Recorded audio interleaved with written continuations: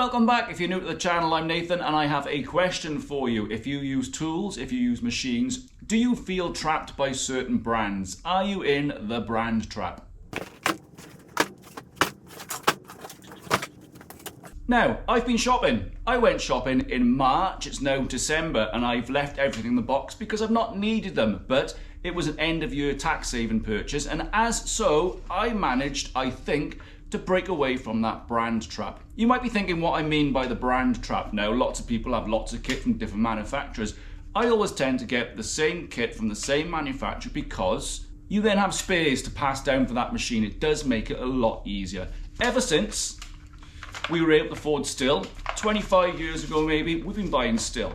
And some Husky stuff and some other things along the line when the Stihl hasn't been available. But I've never been a fan of the Stihl 4MIX engine, and there's a few other things in their petrol range that I've not got along with. Over the last recent years, I've bought a few bits of kit from Echo and they've been really good. I've got the backpack blower, it's never given me any trouble in 3 or 4 years. I've got a hedge trimmer, my handheld blowers now are gone over from Stihl to Echo because I find they last a season longer and they don't give me any issues. But the combi engine, the combi tool, if you use them, you'll know what I mean, is the one thing that I think you're trapped in. You do feel trapped because you have attachments. And by attachments, I'm on about these types of things. Hedge trimmers, pole saws. For the Stihl, I've got power brush, I've got the rotivator attachment, I've got the strimmer head. And that might be it, but it's enough. If you're anything like me, you will add to this system as you go along as you need them. Initially, the combi engine was for the hedge trimmer, then I bought the pole saw and added to that as we went along. And this is the trap. This is where I think brands get you, because different elements of that system will break down or need replacing at different times. The engine might go, but you have attachments that still are in good serviceable order, so you replace the engine. Then the hedge trimmer attachment might decide to blow up, the pole saw might give in, and then you replace them because you've got the engine end. And this kind of carries on. Engine, attachments, engine, buy more in, you got the range, and it is very difficult to break away. Now, there are some manufacturers of tools I just don't want to break away from, and I haven't looked for anything else, purely because they don't give me any trouble. Artesia mowers, I've run them for years, they give me very little grief for a lot of return, so why would I look for something else? Now, over recent years, I've moved over to a lot of battery gear, and that brand trap had me again, it had me in its grip, because I didn't want to put a lot of investment initially into the battery gear, so I went for me, which seemed the most viable option. Instead of a Stihl petrol combi engine, I went for the Stihl battery power unit and the backpack battery, which has done me well. And I went for that purely because I had all the attachments. So again, it was not a real big investment. I didn't have to change the whole lot because obviously we're running a business. We have to watch where the money goes. Now, I really got on with the battery gear. I found it a lot easier on the body, and I was able to do more work because I was able to work longer, hold machines in the air longer. The backpack battery came with a charger. I had the charger. I was pretty confident in the Stihl battery gear, and that's where I went again. So they've still got me, they've still drawn me back in. And I haven't been disappointed with it, but once you get a few Stihl batteries, and then you add to the range, again, you're further committed, because if I've bought 4 or 5 AP300 batteries, or whichever ones I've got, then that's where the money goes. The money's in the batteries. So then I keep replacing the power units, whatever I'm using, because I've got the batteries. They get you. If I was going to completely get away from all the Stihl battery gear, it would be a big investment. So what did I do? I completely broke away from the Stihl combi engine and all the attachment by buying a whole set of Echo gear. Let me show you.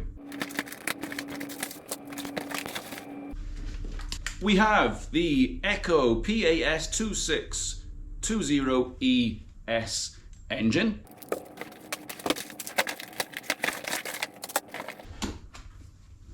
We have the, can you see me?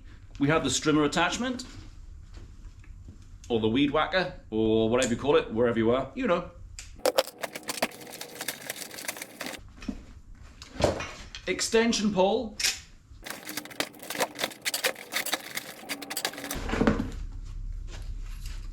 We have the pole pruner. Don't know what that is.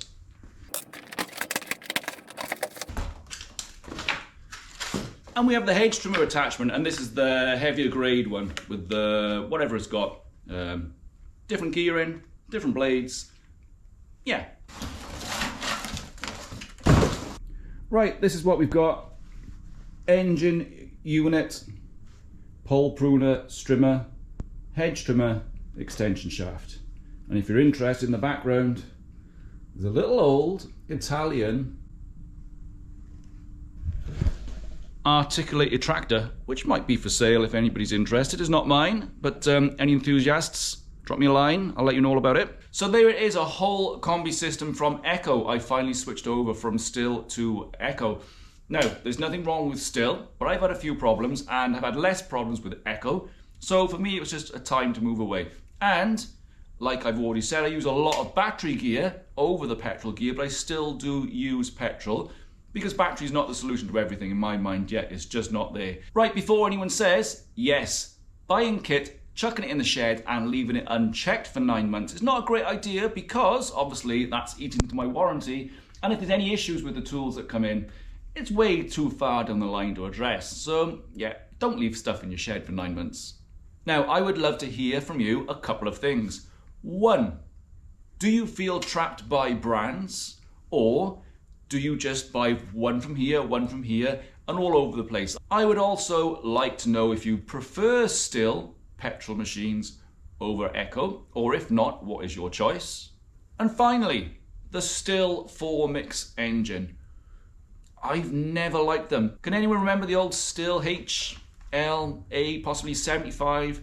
The long reach hedge trimmers that first came out, they were good bits of kit. They were light, they would just tackle anything and keep going. Now I remember the first year I saw a 4MIX engine. I say saw, it was the hearing, and I was like, I'm gonna go and check out what's going on down there because someone's running a piece of kit that desperately needs tuning up or chucking in a skip. But no, it was a brand new Stihl 4MIX engine.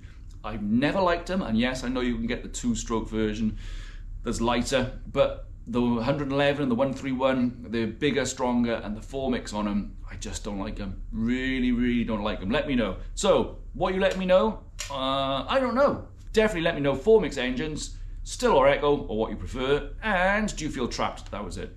Right, we are slowly winding down to Christmas, so if you've got this far through the year watching me, I'd like to thank you very much and supporting the channel.